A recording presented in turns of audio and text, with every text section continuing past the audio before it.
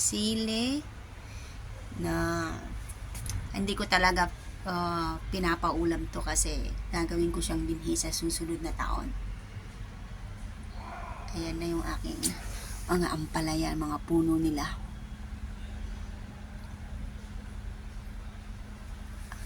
Tapos, ayan. Dumadami na yung mga dahon, pati bulaklak. Hanggang bulaklak sila, tapos magkakaroon ng konting bunga, maliit na bunga, tapos nahuhulog din sila. Ito yung tuloy ng aking video na sabi ko, sana mabuhay yung mga bunga nila, pero wala eh. Ginawa ko ng lahat. Ayan oh. Wala. Nahinog na, nagyelo na. Liit-liit pa niya pero wala eh. Bumigay na siya. Ginawa ko naman ang lahat dyan. Inalagaan ko mabuti. Ayan yung kanyang mga ugot. Sa Ilocano, sarap oh. Pwede nang ilagay sa balatong. Ang dami-dami nilang bulaklak. Sa totoo lang, pero hindi sila nagbubusol lang ng konti. Ano ba yun? Busil-busil. Lang sila ng konting bunga. Maliit. Tapos, wala. Nagiging yelo na rin sila. Tapos, namamatay, nahuhulog. Yan. Wala na silang makapitan, kaya bumababa din pala sila. Wala silang makapitan. Ayan, laban lang. Tapos, yan yung pangalawang bungang binidyo ko dati na ang ganda-ganda niya. Pero wala rin. Nag-yellow din siya. Tapos, ayun, mahuhulog na rin.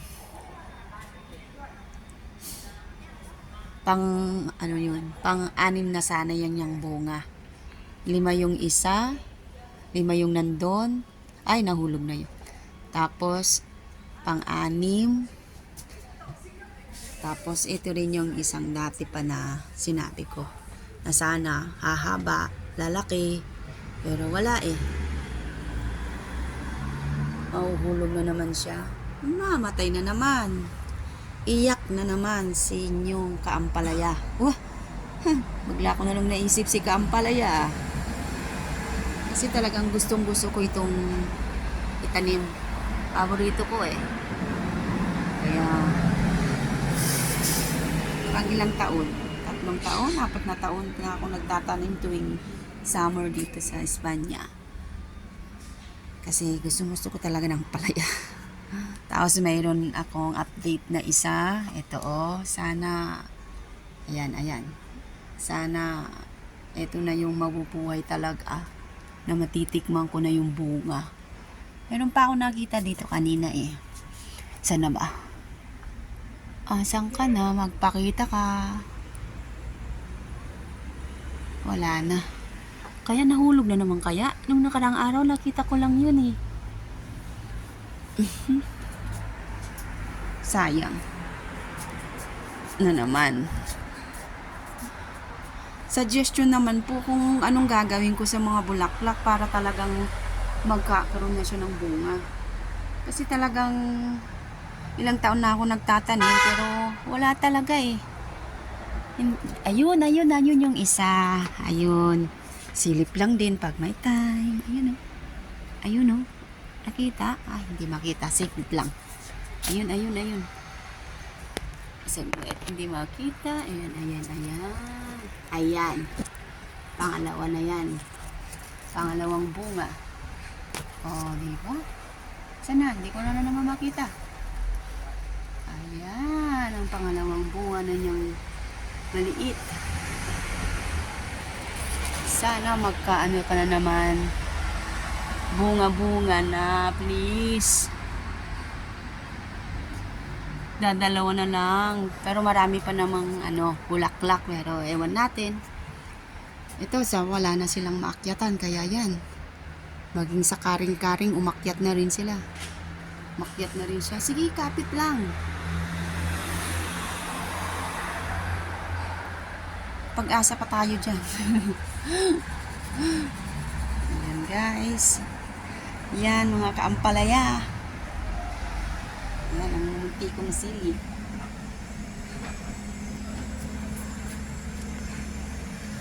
Ay, sakit sa ulo ang aking ampalaya.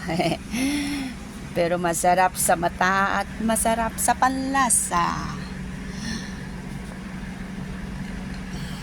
Ito yung aking sili. Lumalaki na sila. Update ko lang po ang aking sili. Yan. O, diba? Ito na yung okra ko. Wait lang ha. Yan yung okra ko. Medyo malaki na rin sila. Yun. Parang hindi lumalaki ito eh. Yung okra kong to. Tagal na yan pero hindi pa siya lumalaki. Yung okra ko. Tsaka mga yun. May isa lang tumubo dun. Pero pakiramdam ko, wari ko. Hindi na sila lalaki kasi magwi-winter na, lumalamig na naman ang weather. Kaya, ayan pa pala. 1, 2, 3. Tatlo na naman ang aabangan kong bunga niya.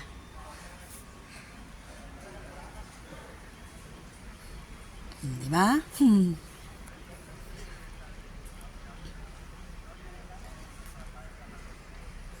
Magse-selfie lang saglit kami ng aking mga ampalaya.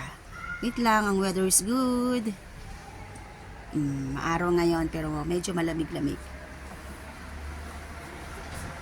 Yan. Ang aking ampalaya. Kapit lang. Ayun yung kumapit yun.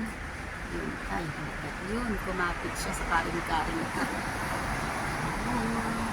Sipag-sipag lang para makatikim-tikim tayo ng ating ampalaya, ng ating pinaghirapang itanim. Kahit gaano kahirap kasi paiba-iba ang weather. Minsan malamig, minsan mainit. Dagdagan ng with amor, con mucho amor, para mabuhay ang mga pananim. Ayan, ang cute-cute naman ng bulaklak na to. Sana magkaano kayo. Magkabunga talaga kayo. Ang cute-cute. Asan ka? Ayan. Hindi ko kasi makita. Ayan. Marami. Yan pa. Diba? Okay. Yan na munang i-update ko sa aking kaampalaya sa inyo. Oops. Thank you for watching. Bye-bye.